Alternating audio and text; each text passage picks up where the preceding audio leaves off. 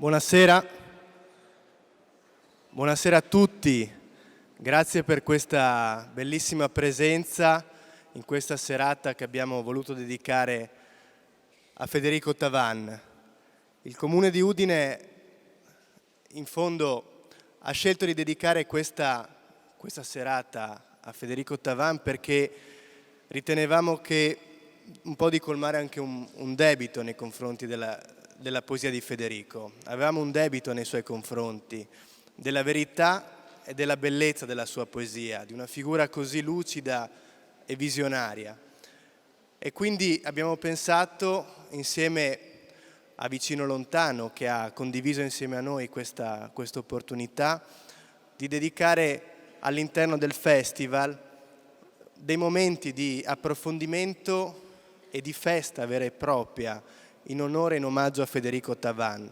I poeti sopravvivono alla loro morte e Federico crediamo in fondo sia sempre presente e abbiamo pensato a questa serata, a un'installazione che potete vedere a partire da sabato scorso nella corte di Palazzo Morpurgo, insieme a un'iniziativa promossa ai panificatori della Confcommercio che lega la poesia a un altro bene primario come il pane. E infine venerdì ci sarà la biblioteca vivente promossa dalla Biblioteca Civica insieme all'AIB e la cooperativa Damatrà che sarà anch'essa dedicata alla figura di Federico Tavan. Dal nostro punto di vista riteniamo che questa bellissima e preziosa eresia sia ancora utile e quindi un momento come questo ci sembrava il giusto modo per rendere omaggio alla sua figura, ma non soltanto, sentirlo proprio in mezzo a noi, sentire la sua presenza, le sue parole, l'odore di Federico Tavan, il suo suono, la sua vivacità, un Federico Tavan a 360 gradi. Questa serata nasce proprio secondo questa prospettiva. Vedrete un bellissimo spettacolo, ci saranno video, fotografie, ci sarà il Federico Tavan musicato e interpretato. Io voglio veramente ringraziare tutti coloro che hanno reso possibile questa serata e che potrete ammirare qua sul palco. Grazie ancora della vostra presenza e buon Federico Tavan.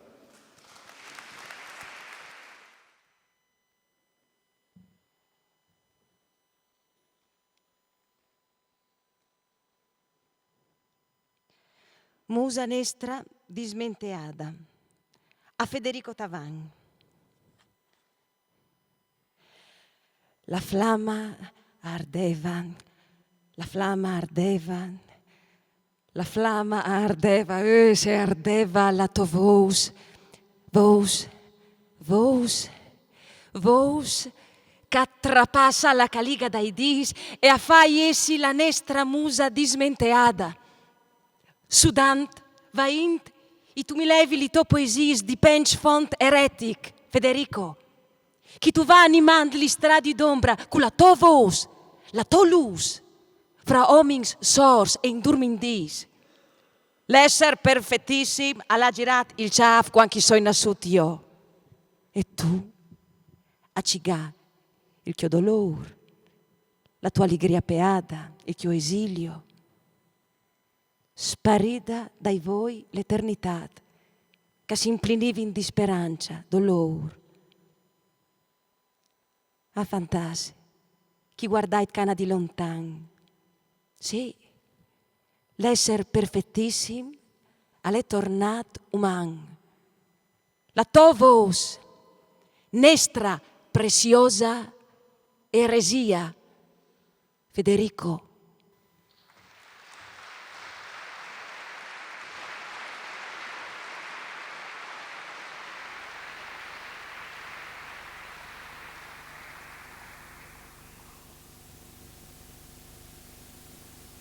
Canzón d'amor al poeta de Lipantianes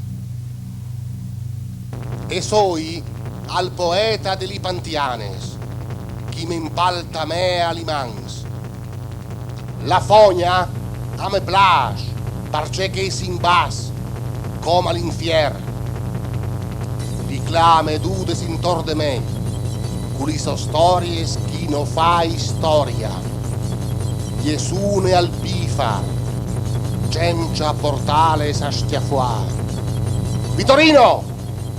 Regin! A 43 anni, cu la musa de un de vin, che la patì duci mai de chi su mondo, vins che eolo alla molata, musa de legno lavorata dai bruci, che al bisodiea per non farsi capire, nan da se stesso, vuoi sacros, fermat su vecchie immagini de manicomium, e posio frade, figli, presin, scoppiata a 30 anni, intelligente e impegnata, e adesso spora inconeglada che chiappan fouca diventa l'infierno, vecchie spredes, vecchie comunist, al savor de somare, l'unica femmina che l'ha conosciuto, amouziò un filosofo, un gran personaggio. Pantianes in libera uscita per le strade di Andrés. Barba Mario, present! Alla metà, eppure alle vecchie comaraut. A serondolea in denan col suo dolore, facendo bocchia da ride. Cencia palmons, cencia cour, cencia contes painins. In tal suo mond costruit madon su madon, Matian da Pichal. E posio frade Paule, presin, che non gli mai de chiesa, par spetà miei. Pantianes in propision. Iacu de propiere, presin, Tone de cinchiu, presin, Altoc, presin, Petrula, presin, Gidia, presin, Gieldisors, presin, Fiorino, presin, Vira Italian, presin, Ire Petit, presin, Berlespert, presin, cui si osse grez gragni, chi ven dal Belgio, chi ven dalla Francia, chi ven dalla Spagna, giovin vecchie impletat su per lui, io chiai per platali espressions, cal patis la fam, cal patis al freid, cal patis al sport, cal patis calai mis di gambes. Pantianes, talianes, chi guasta il paesaggio, Pici Crist, senza Calvario, senza Croce, senza Paradis. Giulia di Armenta, presin! A gli fai paura d'ucinins pal colognan, a goja li so poesie, a scova una chiesa che non esiste, a sapa un chiam che non esiste. Pantianes fotografades mi tanti ans fa, chi s'entromet cu li robes de ades. E chiante de l'ou, al glaç de l'imans, la fiebra del chiav, al silenzio de la voce, la fadia dei peix, li lagrimes muertes, l'uvier dei collons, Pantianes Iesudes da tutte le iglesias, da tutte le chiases, da tutte le ostaries, a robaie un mail frai dall'immondizia.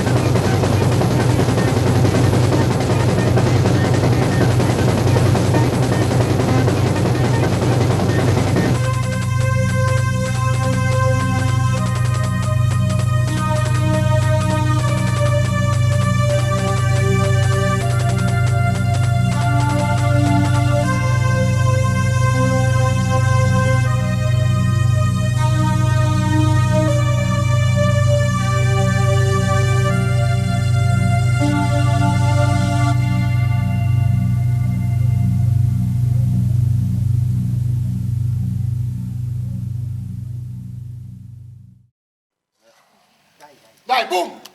Dai, fai il gesto. E no! Io so come torno la voce. E poi tutto teatro, dai.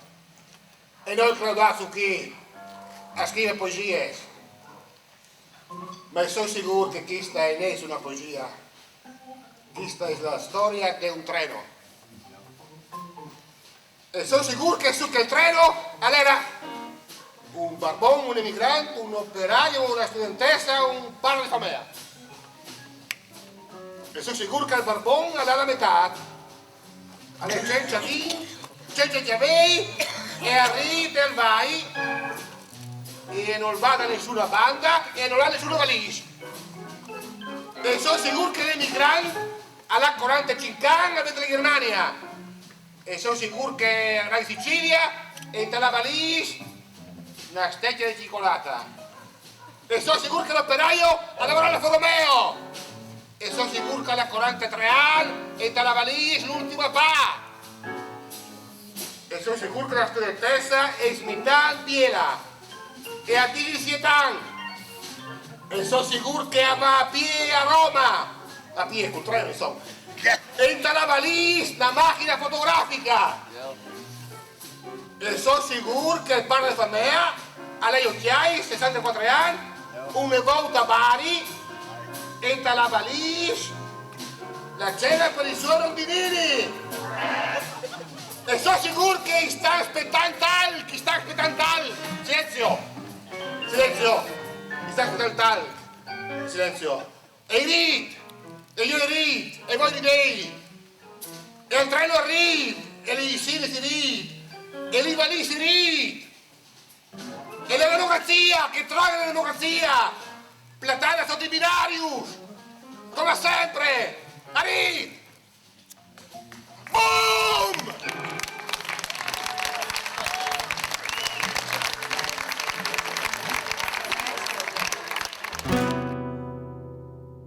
Noi Claudazzo chi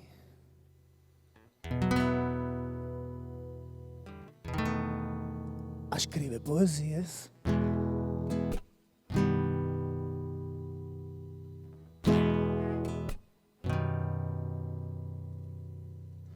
E sono sicuro che questa è nem poesia, è la storia di un treno. E sono sicuro che su quel treno era un barbone, un emigrante, un operaio, una studentessa e un padre di famiglia.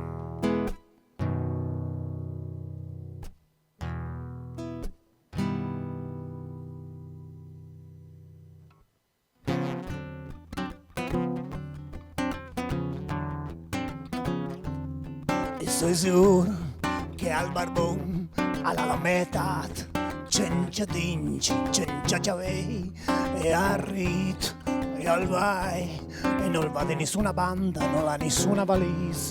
E sei sicuro che l'operaio alla 53 anni si alvenda a Germania. E sei sicuro che va in Sicilia, in Tavalis, una steccia di cioccolata. E sei sicuro che l'operaio lavora l'Alfa Romeo. E sei sicuro che alla 43 anni in Tavalis, l'ultima paia.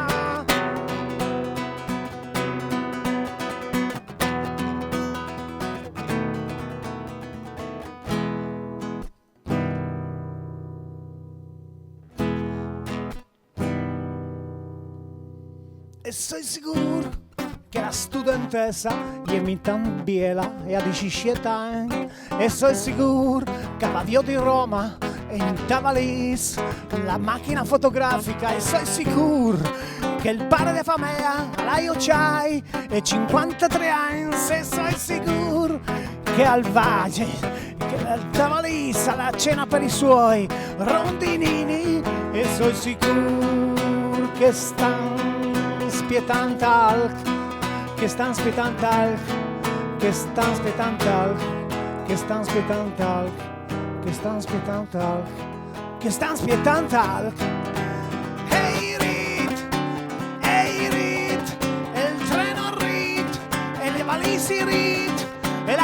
burocrazia plantata sotto i binaris, come sempre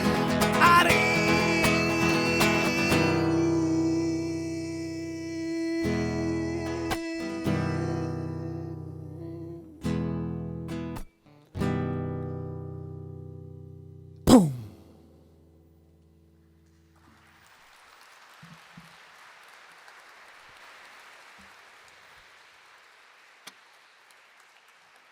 Una voce fuori campo.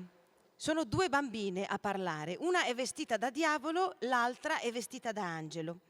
La voce inaugura il confronto tra tre figure che sono l'accusatore, il colpevole e il supergiudice.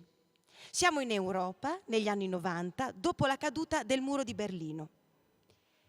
All'inizio ci troviamo nell'ambito della verità assoluta del capitalismo descritto da Pasolini come un mondo felice in mano alle macchine e pieno di tempo libero da dedicare all'oblio del passato. In questo contesto l'accusa più grave è proprio quella del rifiuto di questo mondo. Il colpevole rivendica per se stesso e per gli altri l'esistenza e la difesa di un'altra verità, diversa dalla vostra imbalsamata. E lo fa attraverso un elogio del lavoro, che è poi la parte più importante della critica del capitalismo. Inoltre il colpevole rivendica per se stesso e per gli altri un'identità misteriosa che non può essere comunicata da nessun confronto. La vittima non c'è soltanto la sua ambiguità. Ecco che a questo punto è pronto per essere consumato il pasto, che diventa un atto necessario e liberatorio nella totale mancanza di verità indicata dalla sola verità del capitale, nella completa manipolazione dell'universo simbolico, dei nomi e delle cose, esercitata da parte di chi detiene l'autorità. Ed ecco che all'atto passivo dell'essere mangiati, e che è un rito che esprime una critica radicale al modello normativo della società capitalistica. Viene a costituire la sola possibile conclusione per il testo La soluzione di Federico Tavan. Il verdetto di consapevolezza che il sistema normativo e autoritario pronuncia nel nome della verità del capitale è inaugurale di un'arrendevolezza totale e liberatoria da parte dell'autore. L'identità che la soluzione ribadisce è la sola possibile per il suo autore, quella di un artista che la società non ha saputo ascoltare, né rispettare e amare abbastanza, e che rivendica per sé il diritto ad essere mangiato. Un'aula di un tribunale. Una lampada illumina il viso del colpevole. Il colpevole ha sulla testa uno scolapaste. Il supergiudice e l'accusatore con toga della loro funzione. L'imputato è seduto su una sedia, gli altri due su due poltrone. Le voci fuori campo sono due bambine vestite, una da diavolo e una da angelo. Ora che l'est e l'ovest si sono sbriciolati, che le barricate sono cadute e le ideologie inghiottite dalla grande luce del baratro, l'unica verità assoluta è rimasta dopo il gran finale. Ora finalmente saprà il confronto. La verità più evidente, scontata, cioè più vera, l'unica, è che tutto preso da sue personali interpretazioni, arbitrarie devo dire. Obiettive, signore, squallidamente obiettive. Per favore mi lasci finire. Dicevo, il colpevole, tutto preso, eccetera, eccetera, si è rifiutato categoricamente, e permettete, signori, con diabolica perfidia, si è rifiutato di vivere, di operare, cioè nella realtà, nel contesto circostante. Ha rifiutato la natura, gli altri, si è incorporato in un suo falso reale, cucendoselo addosso e a tutto ciò dando giustificazioni morali, filosofiche, anatomiche. Non è vero.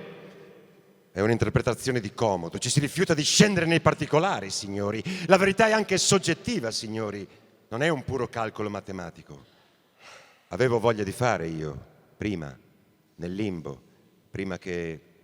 Scrivevo poesie, una produzione, devo dire, non male, artigianale, sia pure nei limiti di un personale, scusate il bisticcio, personalizzato all'estremo. Facevo del teatro e sembra ci riuscivo abbastanza. Non un teatro di contenuti, comunque. Mi piaceva giocare a pallone.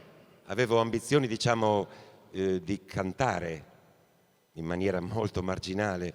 Ecco, devo confessare, aspiravo a una laurea in lettere e filosofia, a diventare scrittore, giornalista, forse qualcosa di più, anzi molto di più. Un momento, non è lecito usare palliativi. Il nocciolo è un altro. Il colpevole si è rifiutato di vivere, nel senso più completo del termine. Il rifiuto del lavoro, il rifiuto dell'amore, il rifiuto del sesso. Signori, il rifiuto del rapporto creativo con gli altri, con il circostante. Da qui, signori, il rifiuto della libertà, il rifiuto della speranza, rifiuto di Dio, rifiuto del proprio essere anche carne, rifiuto del mondo, della società, dello Stato, della democrazia, di ogni ordine etico e morale. Il rifiuto del rapporto creativo con la vita, dialettico, con il respirare. Capite, signori? Con il respirare. Il colpevole si è arrogato il diritto di rifiutare la verità, di rifiutare di respirare. Addirittura ha tentato di rifiutare la morte, questo stesso giudizio supremo, signori. Le sue giustificazioni sono povere, molto povere di veri contenuti. Parla di fato, di destino, di società cattiva, palliativi. Parla di tristezza, fortuna, sfortuna, colpa degli altri, impossibilità organica, normalità. È il libero arbitrio. Cosa ne hai fatto del libero arbitrio? Questo è un modo scorretto di spiegare un intero vissuto, è un modo riduttivo. Io devo capire, signori, capire e farvi capire. Io devo, insomma, cercare un'altra verità. Devo entrare in trasparenza, aiutare, per quello che posso, l'emergere di un'altra verità, diversa dalla vostra, imbalsamata, che mi presentate, signori. La verità è una sola, è assoluta. La verità è quella più vera. Veniamo al dunque, entriamo nel vivo. Qui si sta facendo troppa confusione, i vari interventi sono troppo dispersivi. D'ora in poi si procederà per argomenti, uno alla volta, in maniera chiara e completa. Su via un po' di serietà. In primis c'è il rifiuto della vita, del lavoro, del dialogo, della cultura, dei doveri civili e naturali. Il colpevole si è costruito una cappa di ignavia, di culturame cerebrale, di idiota star solo, in senso cosmico voglio dire, di un sottile, particolare senso di una sua tutta personale morte, come negazione e rimpicciolimento, voglio dire. Una cappa pesante, esterna ed interna, una seconda pelle. Il colpevole, signori, si rifiutava perfidamente di stare assieme agli altri, assieme in senso biblico. Si rifiutava di star bene assieme agli altri, di conoscere gli altri, il dare avere, il dialogo, lo scambio, il vivere assieme, il partecipare assieme, il risolvere assieme, il soffrire anche assieme. Rifiutava gli altri, li negava, capite? Alla fine ne è venuto fuori un circolo chiuso, dove rifiutava di stare addirittura male assieme agli altri.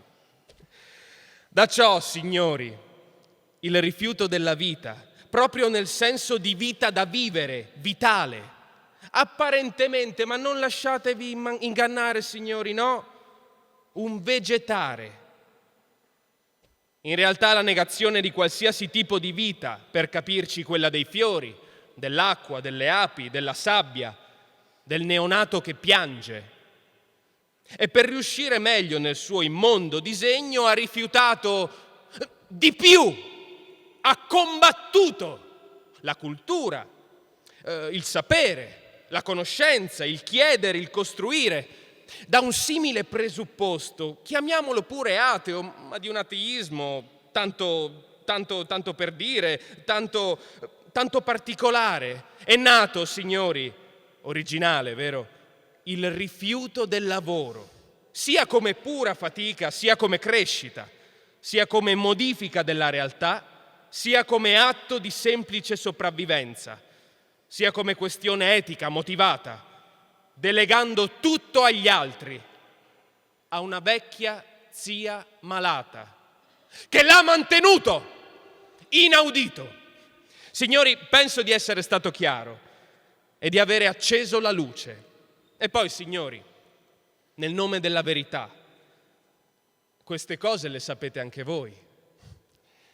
Quante falsità, signori, leggermente coperte da una sottile polvere di verità apparente. Basta soffiarci sopra. Io devo spiegare, signori, capite? E dopo quello che ho sentito, non è un compito molto arduo.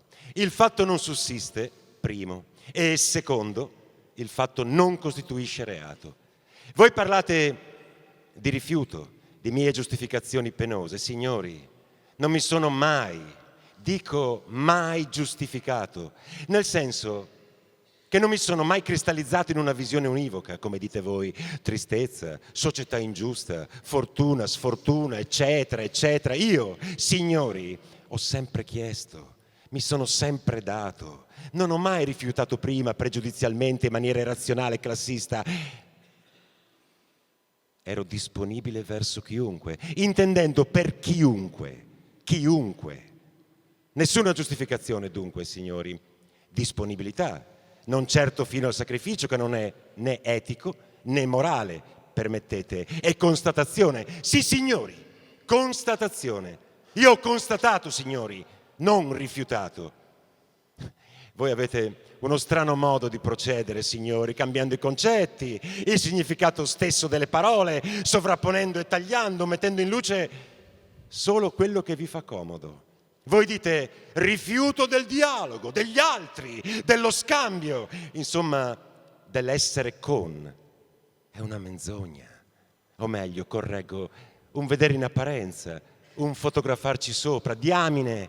Io andavo in cerca degli altri, io volevo, sottolineo, volevo amare gli altri, volevo gli altri, li volevo nel senso più pieno, li accettavo, volevo dare e chiedevo, signori, chiedevo in maniera impetuosa.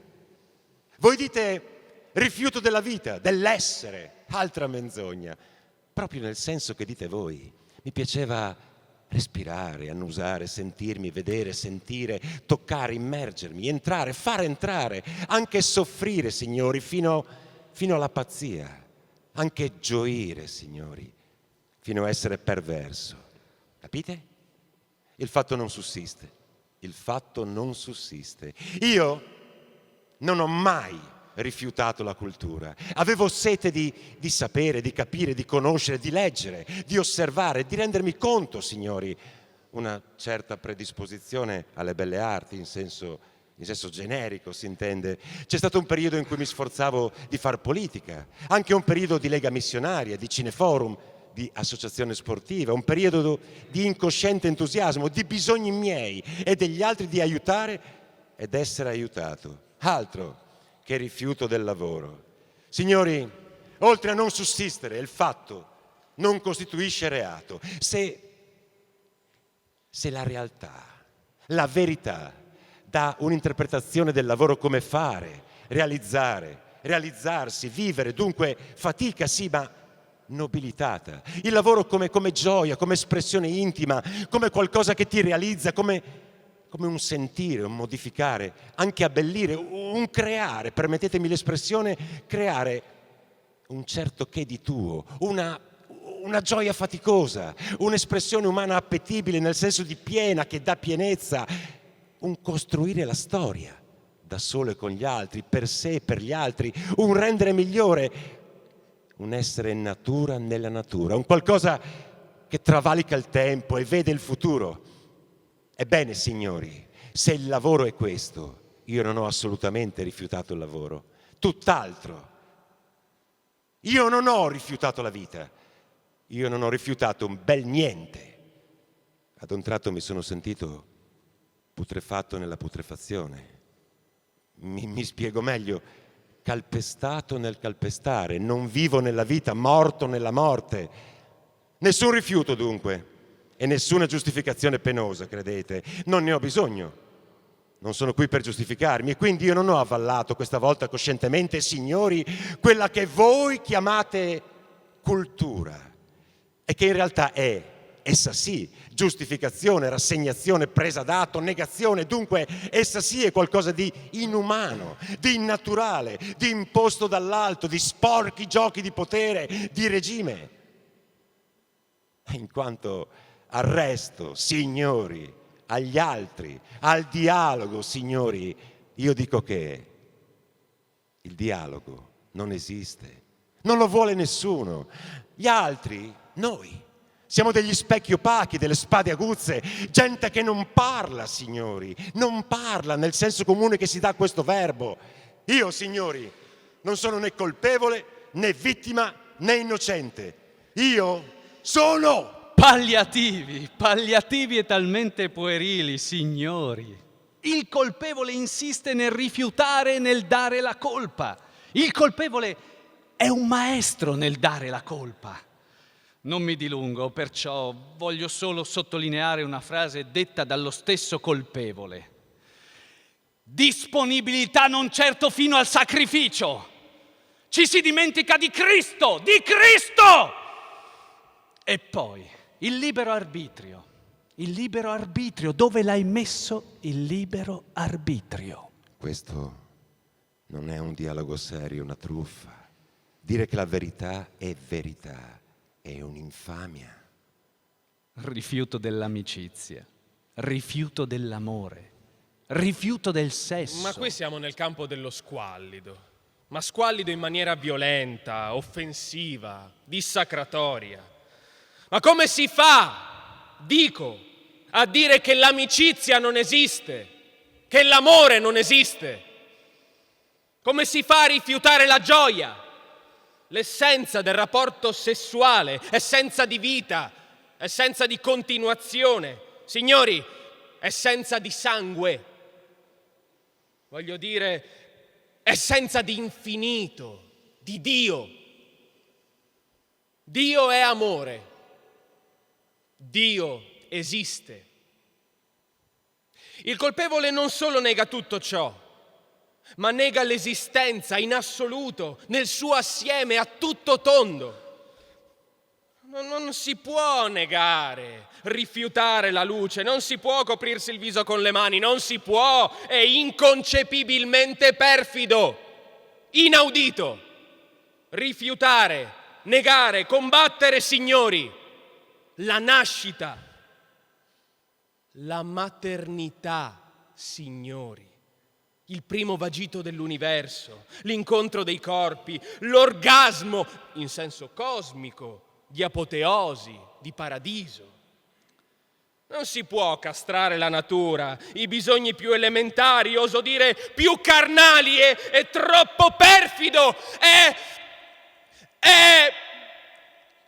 signori! Il colpevole nel suo delirio vuole essere Dio e lo dice con sottile sarcasmo. Vuole essere vita, natura, stato, tutto. Il colpevole ha lanciato una sfida alla storia, all'umanità intera. Non c'è inferno capace di contenere un simile peccato.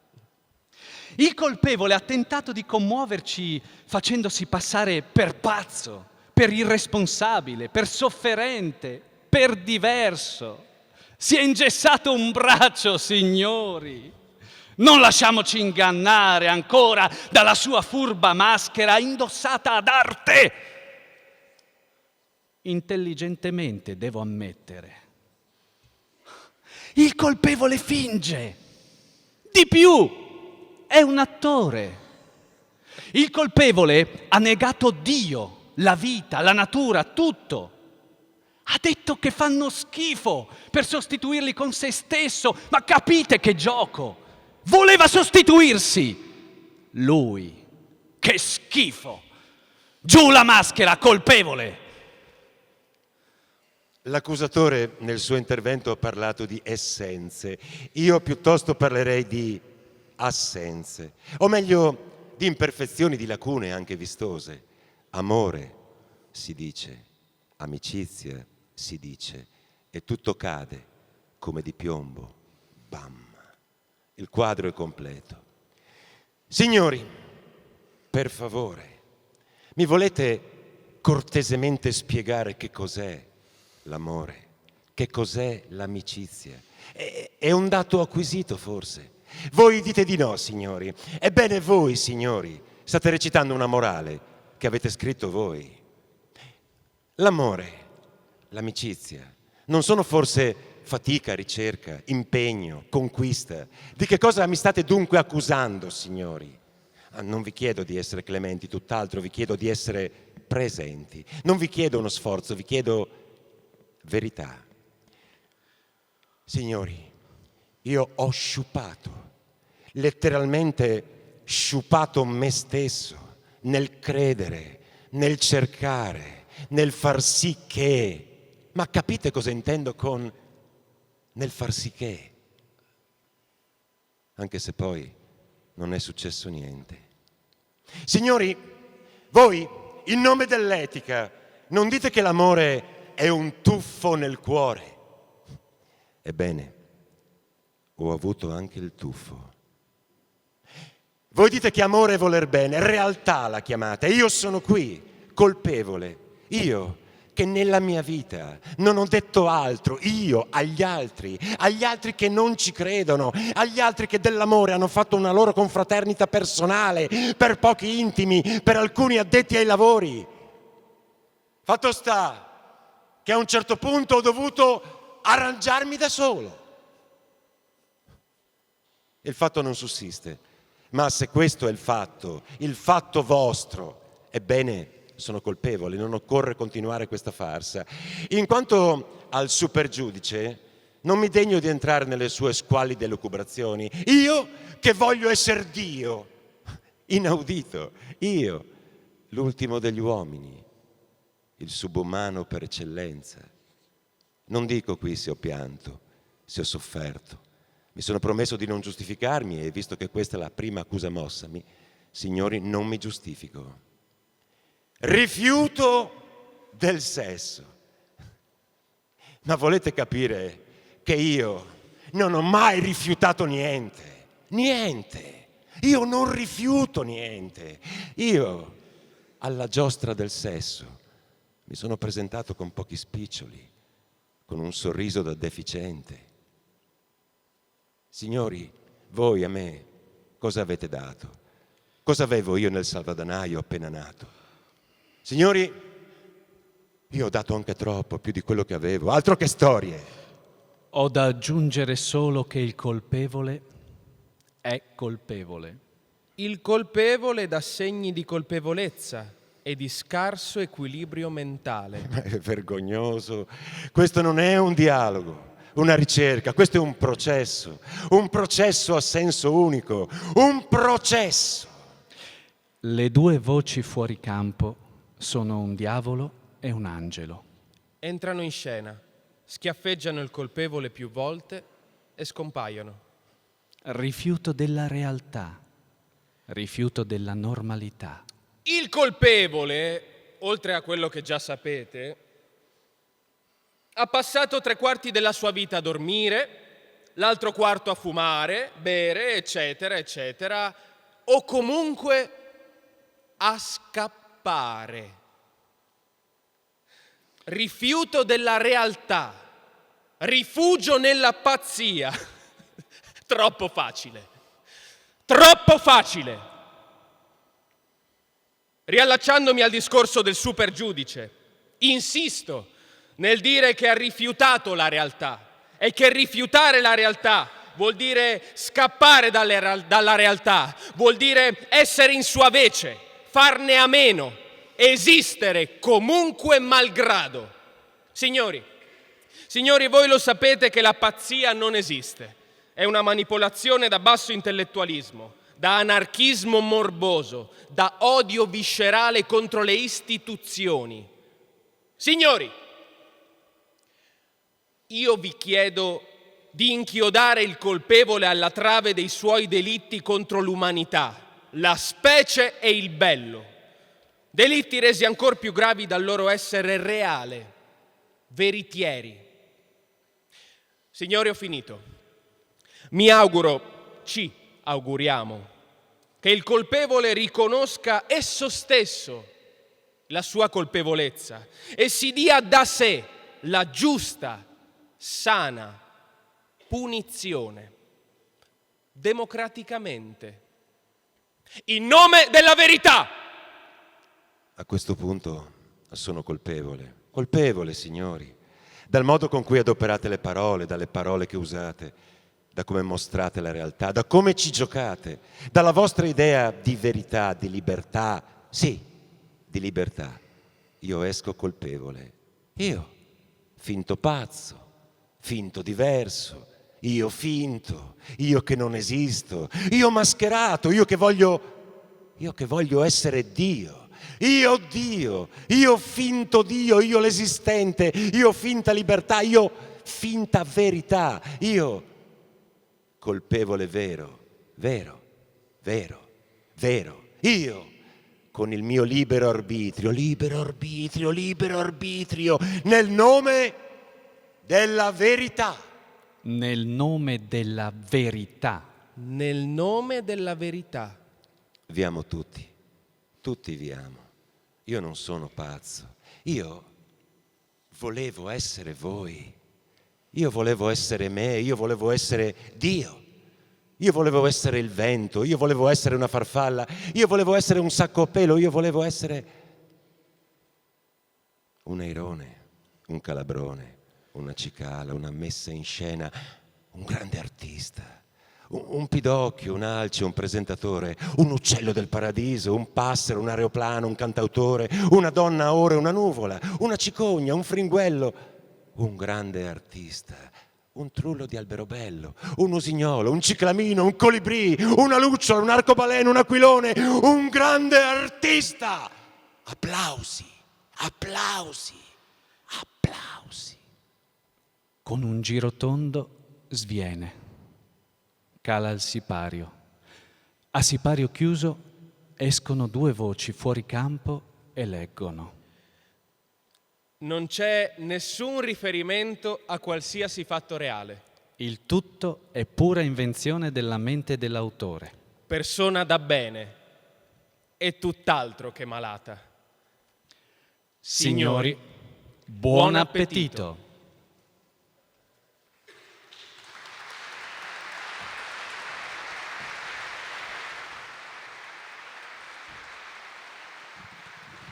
Questo straordinario, lucidissimo testo teatrale, Federico Tavan disse di averlo scritto a 16 anni, ritenendosi un ragazzino molto precoce. Non so se era proprio così. Comunque, a mio avviso, basta questo testo per farlo entrare nella storia della nostra letteratura, oltre alle poesie e a tutte le altre cose che sappiamo di lui. La prima volta che lo sentii era in un bar di Montereale Valcellino attorno al 93, e Federico lo leggeva parlando un po' con gli altri avventori, mentre lì accanto Aldo Colonnello pazientemente raccoglieva i vari fogli, perché poi questo testo venne pubblicato in questo libretto, che venne pubblicato nell'agosto del 94, una data interessante, importante.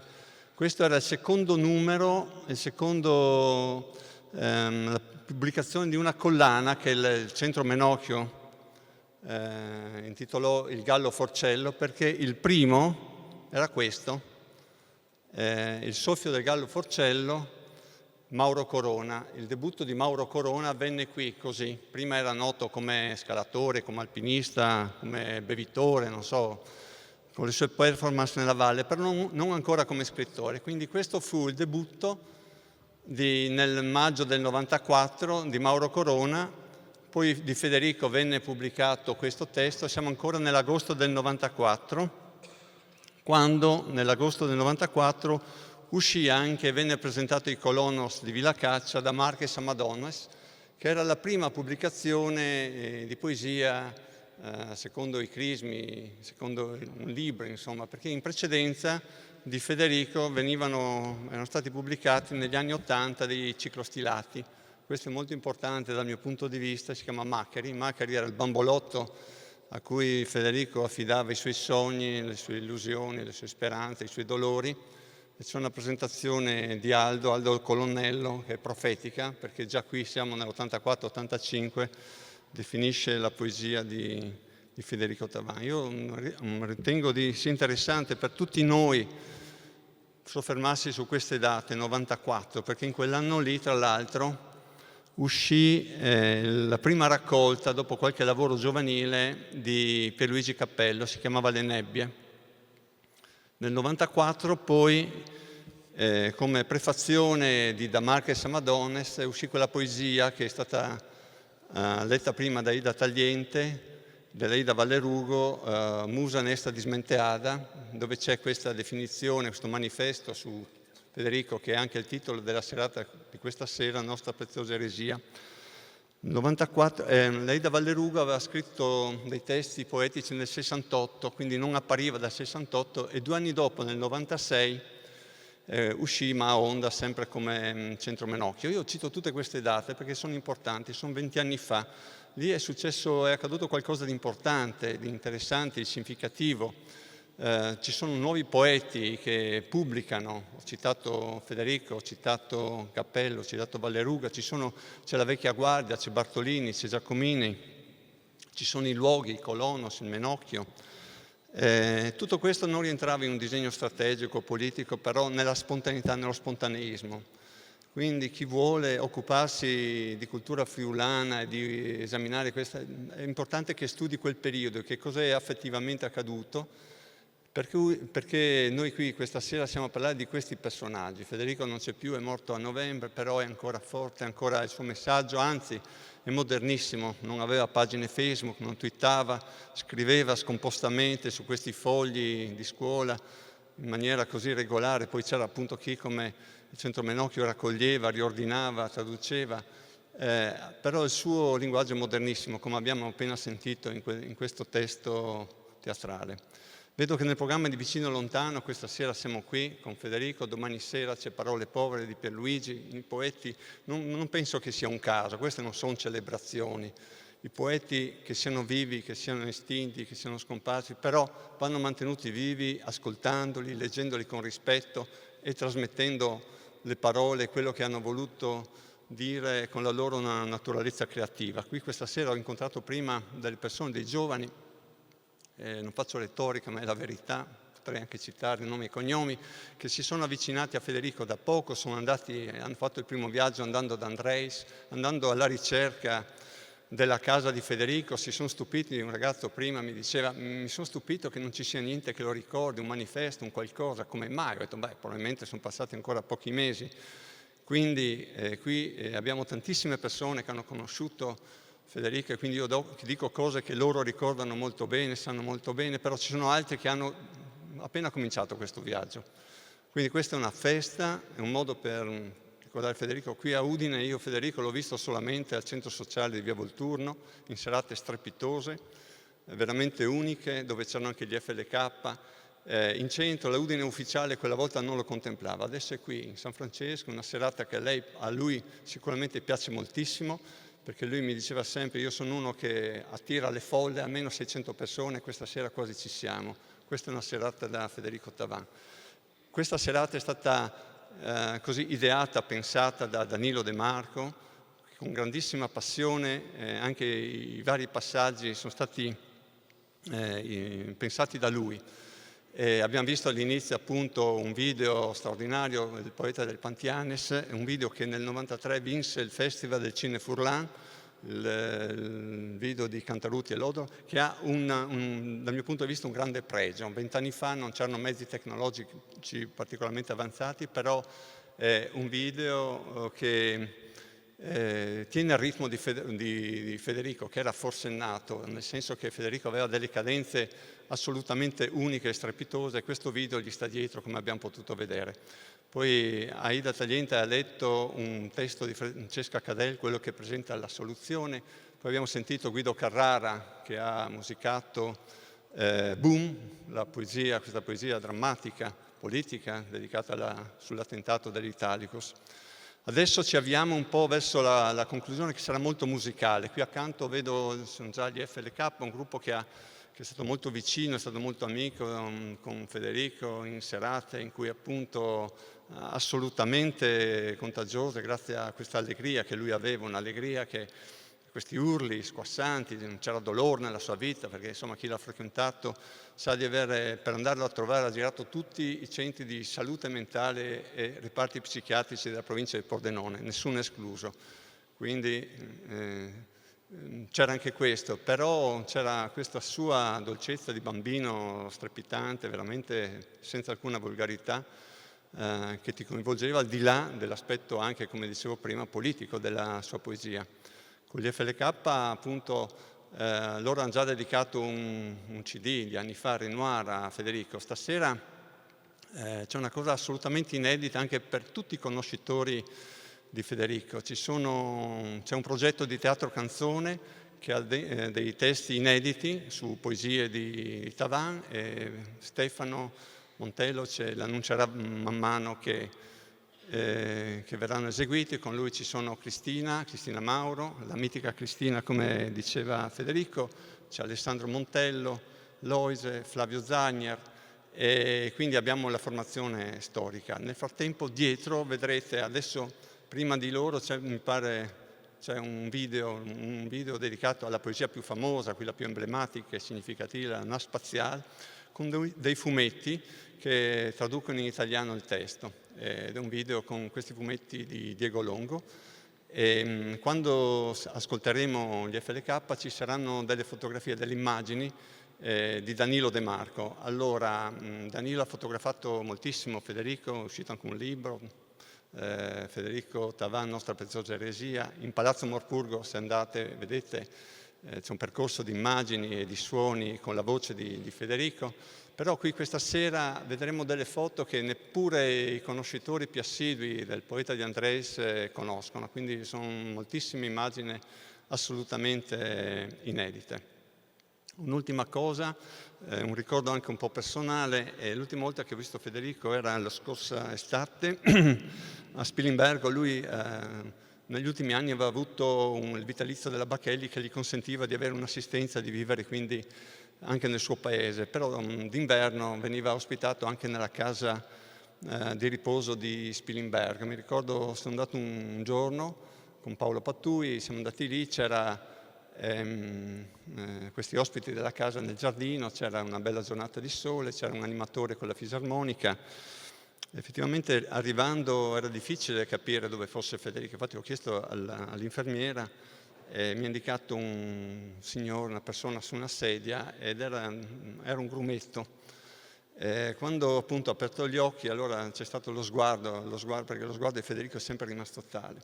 L'ultima immagine che posso avere di lui è questa, che a un certo punto il signore con la fisarmonica comincia a suonare e Federico si alza, raccoglie un po' le energie, fuma ovviamente, e poi chiede a un infermiere di ballare un valzer. Questa immagine di una vitalità veramente estrema e anche di una natura giocosa, al di là di tutti i problemi che ha avuto. Insomma, a me è rimasta così, ma penso che sia molto, appartenga molto al vissuto anche di Tavan. Comunque io sono convinto di una cosa, che chi ascolta, chi legge le poesie di Federico poi le porterà per sempre nel cuore. Adesso vediamo la Nave Spaziale, e poi ascoltiamo gli FLK per questa conclusione di serata. Grazie.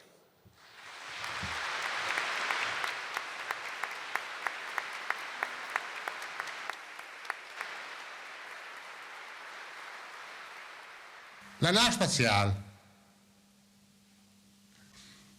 Questa non è un racconto a Painings, è una storia vera, da Maz.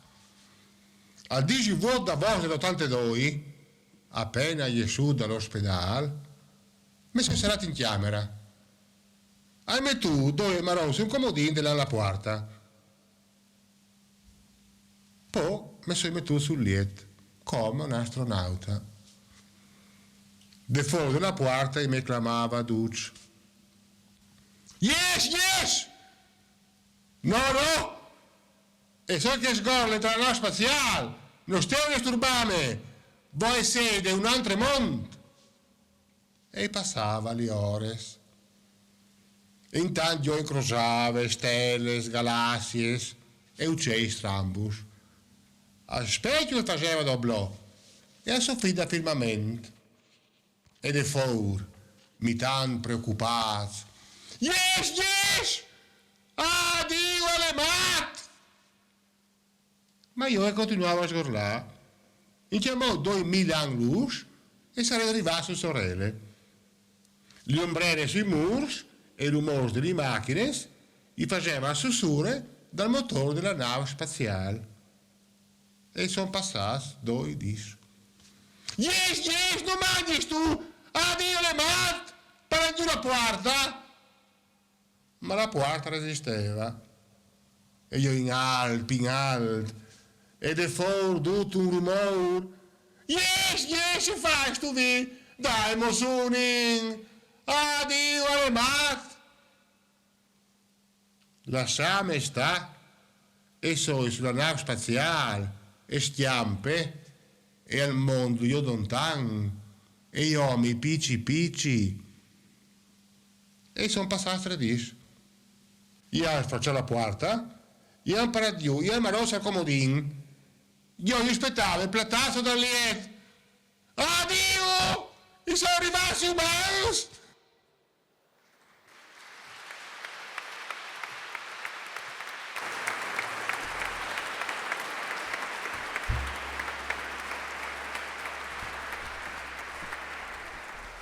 Sono qua ancora per poco. Non so niente di profughi. Chiedetelo agli intellettuali. Pagate un tanto al metro per rispondere a tutte le domande. Gli intellettuali sono certamente antifascisti e di sinistra, sono molto coraggiosi, impegnati e molto colti. Naturalmente odiano il razzismo e sono bravi a vendere magliette. Loro, dall'alto dei loro attici, da Londra, da Parigi, qualcuno da Marsure, dati alla mano e niente da perdere, ti dicono tutto sui flussi e sui riflussi dell'immigrazione, quando entrare, quando uscire, separano i buoni dai cattivi, sanno quando si dovrebbero aprire le frontiere e perché le navi affondano. E si chiedono pensosi, ma perché devo venire proprio qui a rubare il lavoro alle nostre puttane? Chiedete a loro, non a me, cosa vi interessa delle mie nebbie, delle mie pazzie, del finto e finito, delle briciole che raccolgo sotto i tavoli e poi, se sto male chiuso in casa e se sto male pure a Tokyo, che ci vado a fare a Tokyo?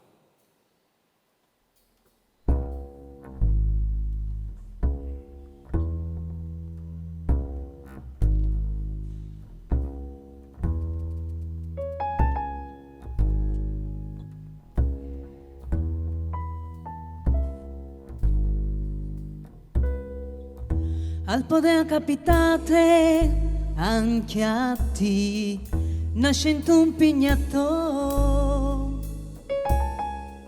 tra dovasse zufignes, destrias senza proces e al dolor grandi un mari, me soy chiatata passare. E al dolor grandi un mari me chiatata passar di che sbandas.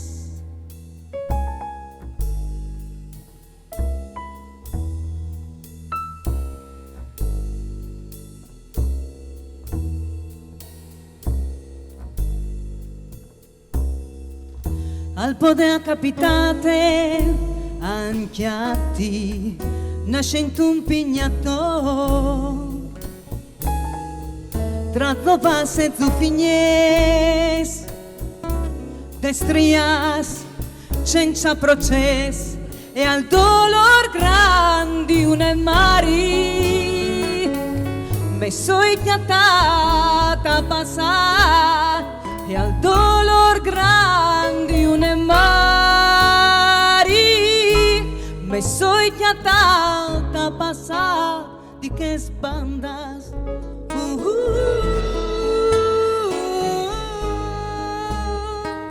Dai, ai, ai, ai, ai, ai. Dai.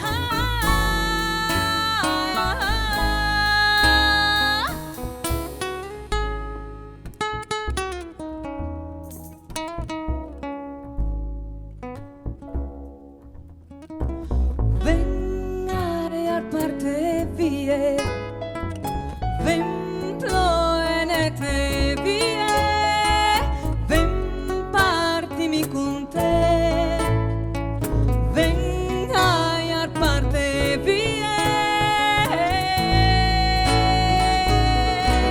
aria,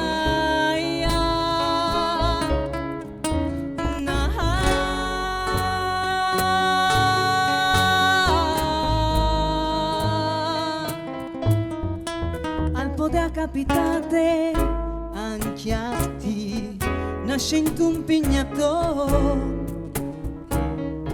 tra zopas e zuffignes, destrias senza processo, e al dolor grandi un mari, me soy chiatata passar, e al dolor grandi un mari, me soy chiatata passar di che sbandas.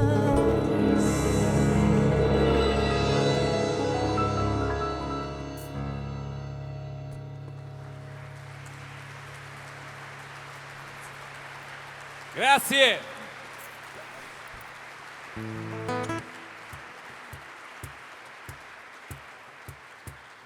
Dal disco Renoir del 97 citato prima da Paolo Medeossi, Caosmosi, che raccoglie all'interno un frammento di una poesia di Federico, un pezzo di Guido Carrara arrangiato dagli FLK.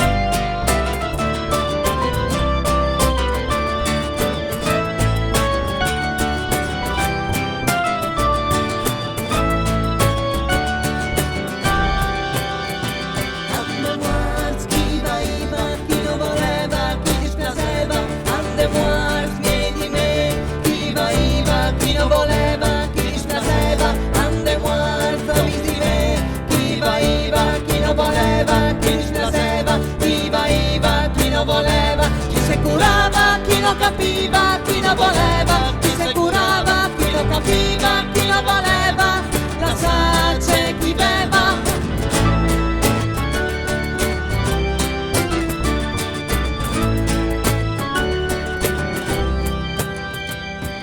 Ti dai re, dai di re, dai di re, ti dai re, dai di re, dai di re, ti oh, ti rio,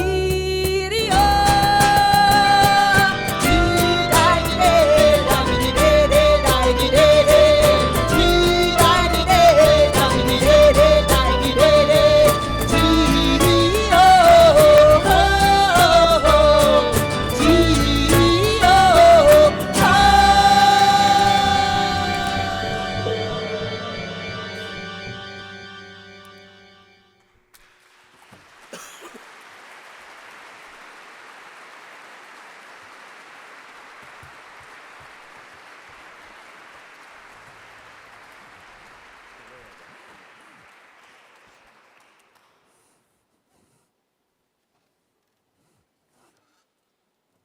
Non ti ho più rivista, professoressa.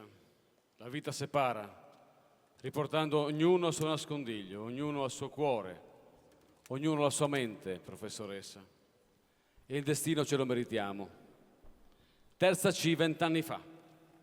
Tu che arrossivi spiegando Boccaccio. Le mie poesie impugnate come rose insanguinate. 4 anni più di me, ci si poteva anche amare, ma io quella volta volavo, professoressa. Tutto quello che allora ti dicevo si è avverato, il mio lungo sogno ha attraversato il tempo e lo spazio. Ricordo un giorno, professoressa, durante l'ora di ricreazione, mi hai chiesto a bruciapelo, ma allora che farai? Ho indicato con i miei timidi occhi l'esatta metà del muro che ci stava davanti. Posso arrivare soltanto fin là. Per me è come salire in cima. È difficile mettere in musica e riprodurre la bellezza di questo testo. Ci abbiamo provato facendo in qualche modo una parafrasi. E è uscita questa canzone che si chiama L'esatta metà del muro.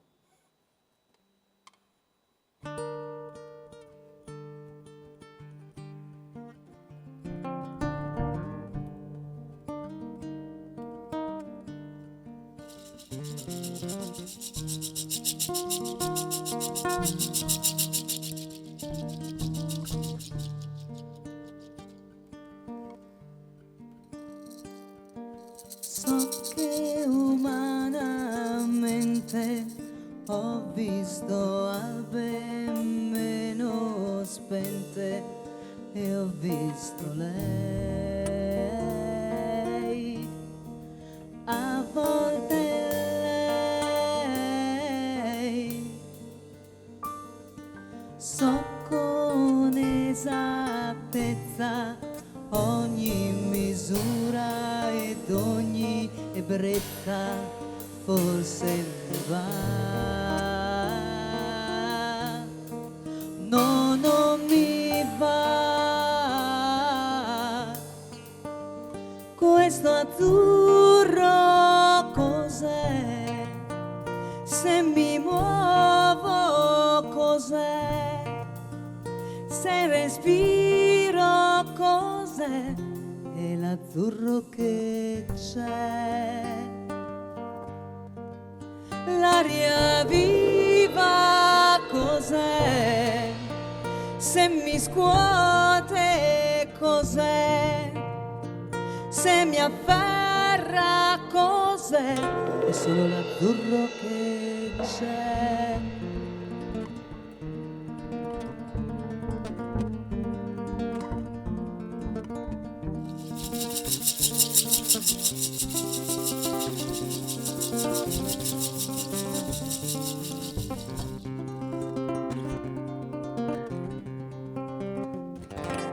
Se indosso il mio cappotto è per la febbre, è perché scotto, perché mi va, sì che mi va.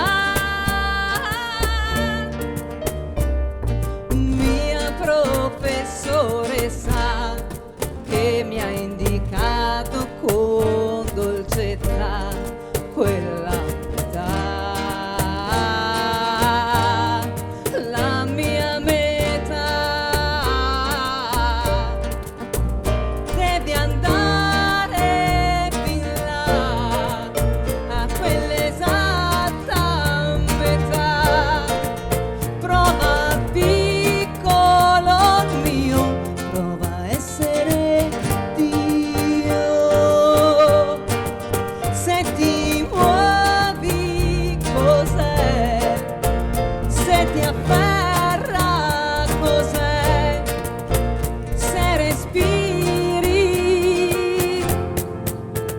è l'azzurro, lo so, l'aria è viva, lo so, e solo il mondo lo so, professoressa lo so, però tu non ci sei, però tu non verrai, sei tornata oramai dentro al muro che io.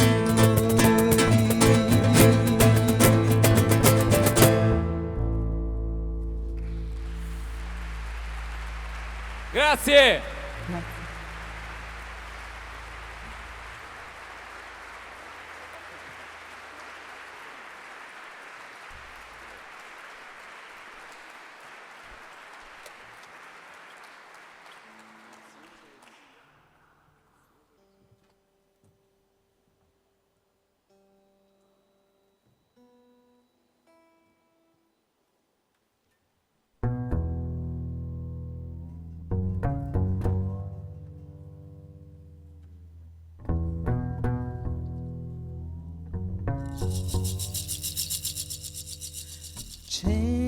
Cefadia, fai capire alla gente chi non de scuola, chi ti insegna a fare il mat.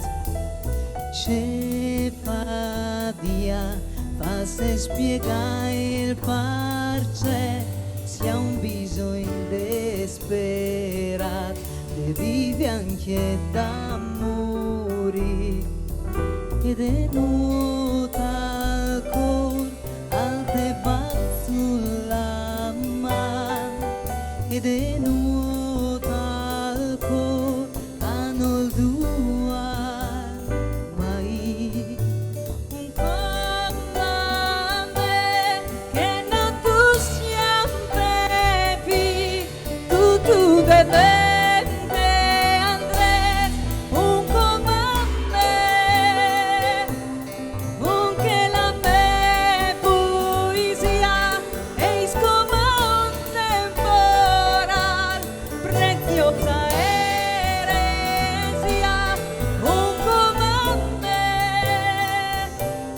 Un comandante,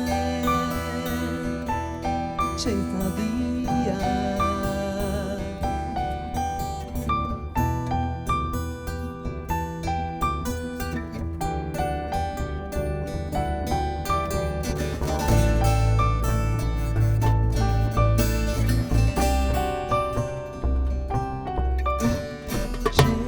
Cefadia, se mi arriva la voce, io parlava sempre e chiamavo in silva. Cefadia, che l'altra mon sul farà, dal scurda galaria e guarda il panorama. Ed è nuota al cor, al te bat sulla mano, ed è nuota al cor, hanno il due, mai un comandante che non tu sempre vi, tu depende Andres, un comandante. Con che la me poesia e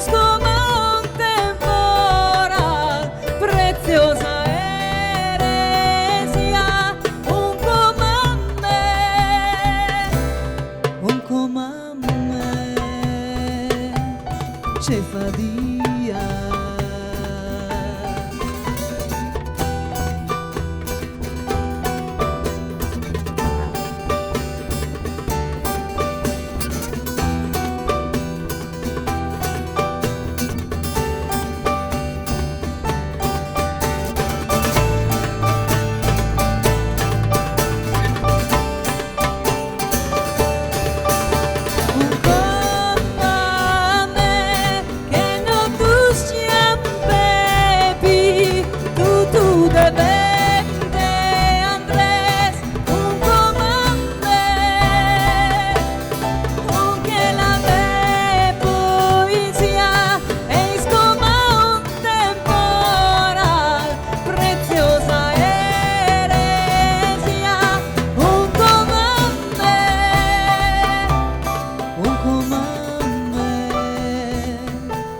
Ce fa dia, come a me,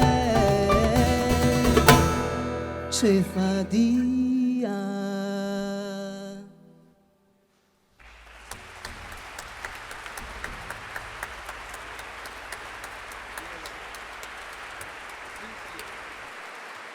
Grazie.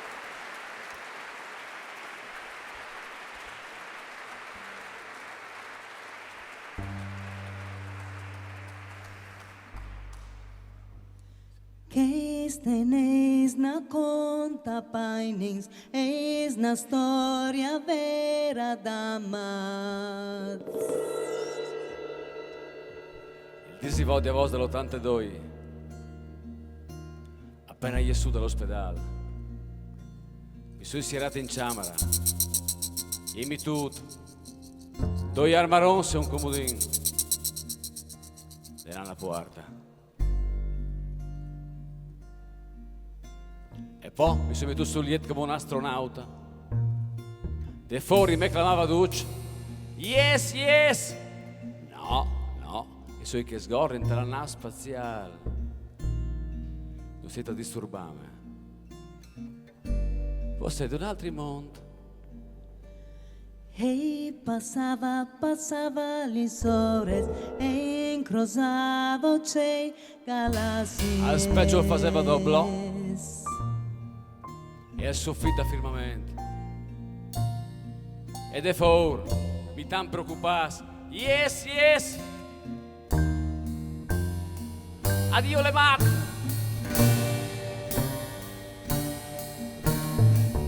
Io e continuavo a sgorlare, anche a modo i milais e sarei arrivato sul sorelli.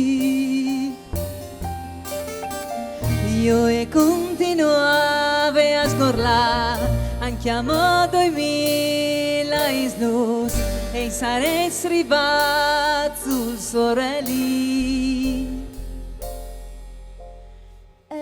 Passava le ore e incrociavo c'è galassie. Su dalla nave spaziale. E di fuori, mi tan preoccupato. Yes, yes, non mangias tu. Addio le muerte.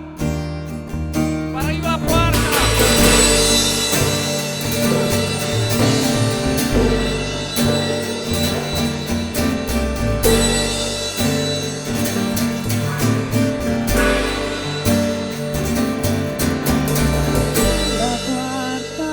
Resisteva e io indato, lui indato. E a te fuori tutto un rumore. Yes, yes, ce fas tu vi. Hai mosso un in.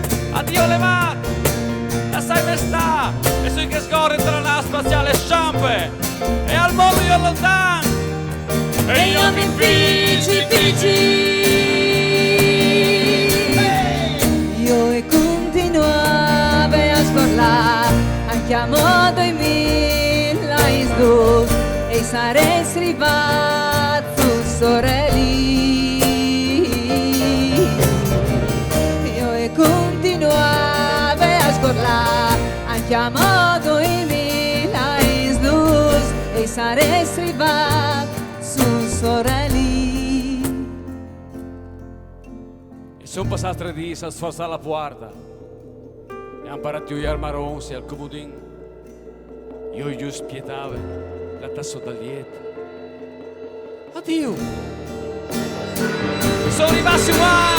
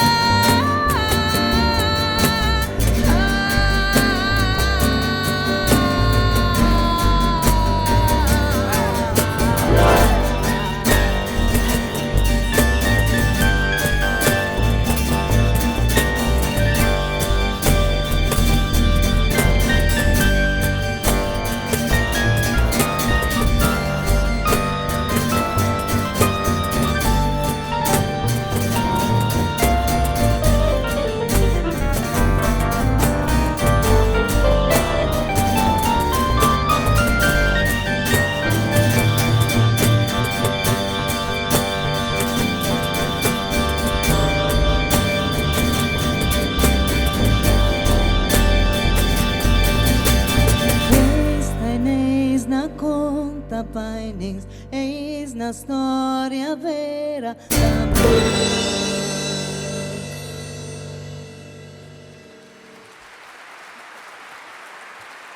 Grazie! Federico!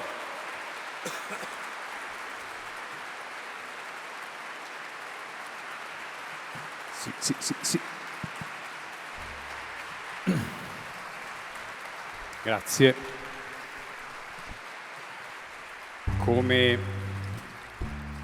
Come in tutti gli spettacoli che si rispettano, è arrivato il momento dei ringraziamenti. Uno in particolare che non era assolutamente previsto a Loris, che con 38, 39, 40, 52 di febbre è qua stasera con noi. Grazie, un applausetto. Grazie.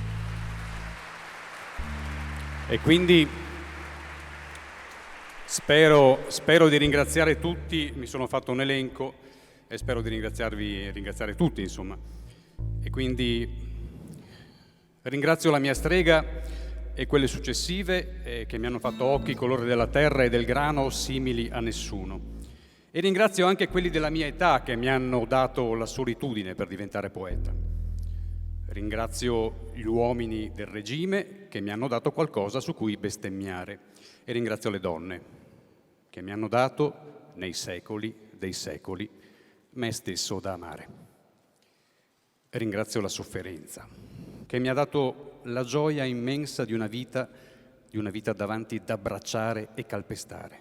E ringrazio gli psichiatri ed i preti che mi hanno dato la possibilità di essere ateo. E ringrazio le facce che mi hanno detto «Sei uno stronzo, fai schifo!», così che ho potuto diventare immortale.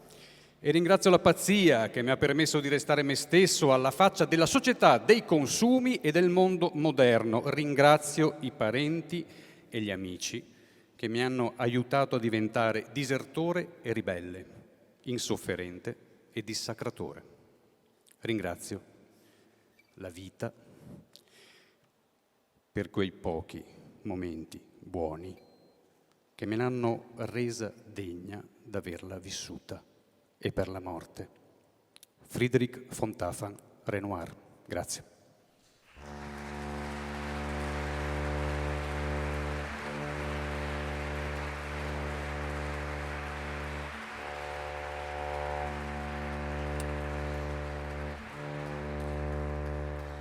Grande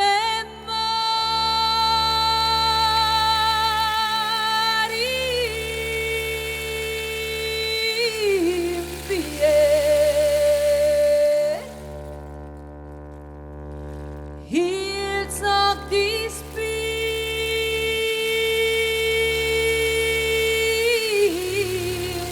heavy. Say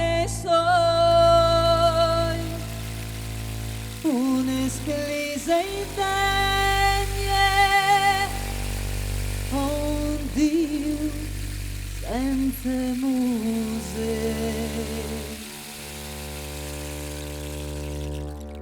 un candalo a un mar, oh come te, sono mari e poesie.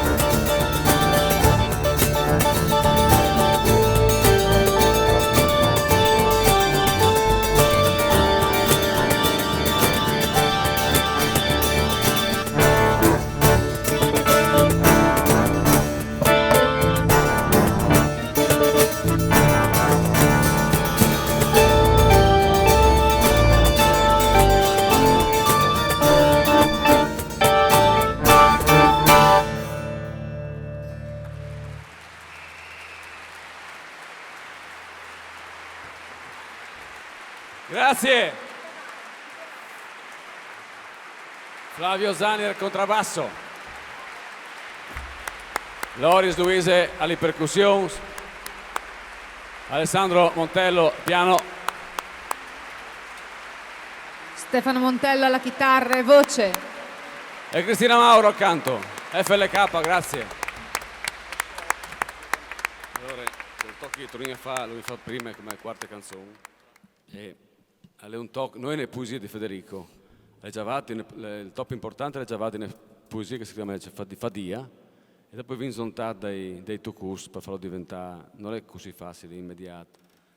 Metti nelle melodie i versi di Federico. Allora viene provato, senza zontanui, a fare una specie di collage, però l'intensità, tentando di tenere l'intensità che aveva Federico dalla sua poesia.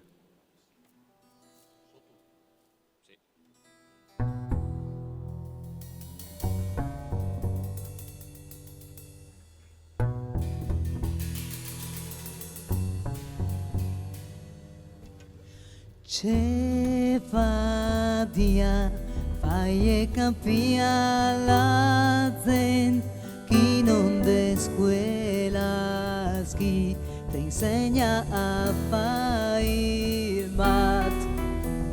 Ce fadia fa se spiega parce si ha un bisogno desperato e vive anche d'amore ed è nuota al cor al te sulla man ed è nuota al cor hanno il duar mai un comame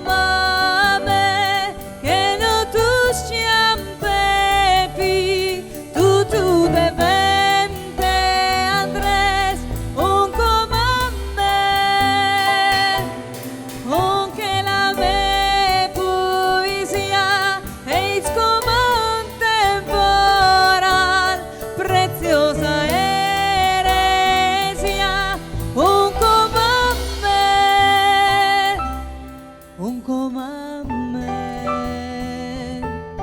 ce fadia.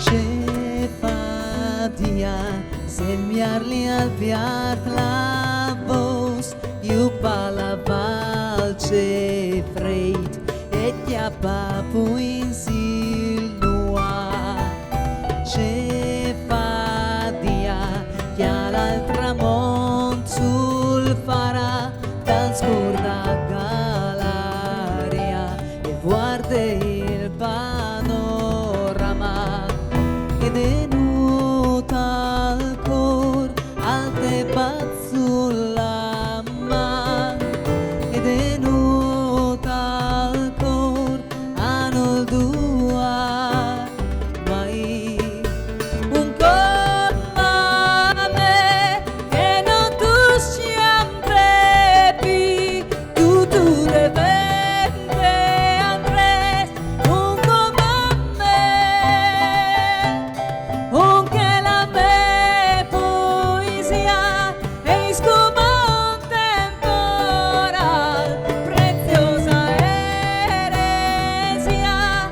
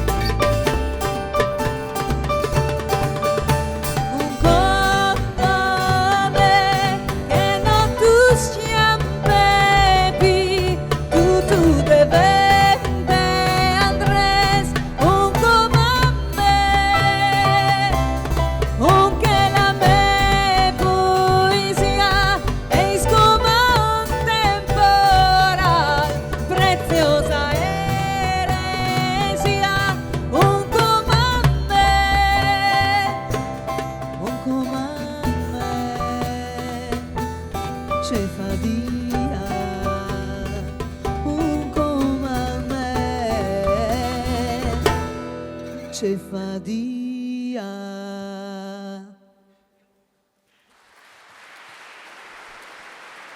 Allora, scusate signori, è vero, è tutto finito, lo giuro, scusate signori musicisti. Purtroppo in questa serata accadono delle cose particolari e le sorprese non sono mai finite. Anche io volevo cantare una canzone, ma mi dicono che non posso perché è arrivato un messaggio dalla nave spaziale, quindi io credo che lo sentiremo. Ecco, mi sembra che il collegamento stia partendo.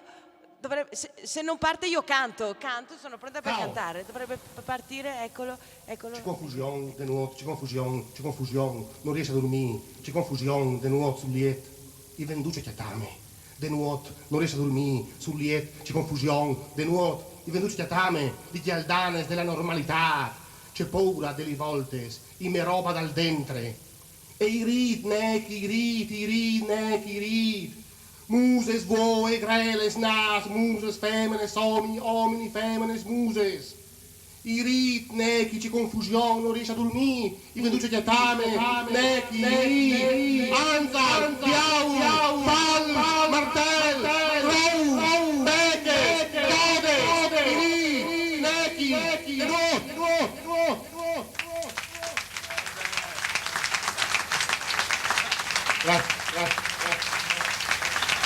Grazie.